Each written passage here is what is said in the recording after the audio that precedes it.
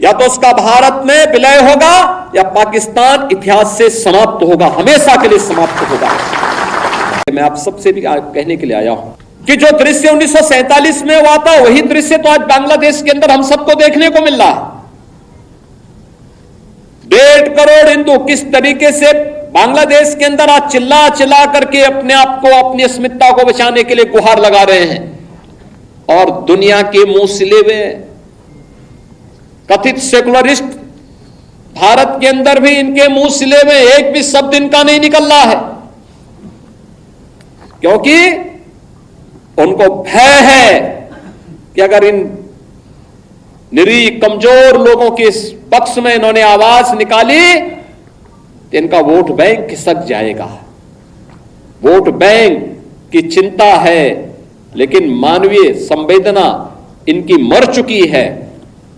मानवता के रक्षा के लिए इनके मुंह से एक भी शब्द नहीं निकलने वाला है, नहीं निकलेगा, क्योंकि इन्होंने आजादी के बाद लगातार उसी प्रकार की राजनीति को प्रेरित और प्रोत्साहित किया, उसको लेकर के आगे बढ़ते रहे। ये लगातार बांटो राज करो की उस राजनीति के तहत ये लोग देश के अंदर कार्य करते रहे।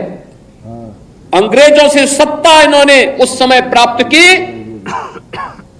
ये वास्तव में भारत की सत्ता का नेतृत्व नहीं कर रहे थे, बल्कि अंग्रेजों के ही, ब्रिटिशर के ही मानस पुत्रों के रूप में इन्होंने भारत की सत्ता को उस रूप में संचालन करना शुरू किया जैसे ब्रिटिशर इस देश के अंदर कर रहे थे। और आज उसी का दुष्परिणाम यह देश लगातार चुकाया है, अखंड हिंदुस्तान चुकाया है। लेकिन हमारा संकल्प है, महर्षि अरविंद ने जो 1947 के पहले उद्घोषणा की थी,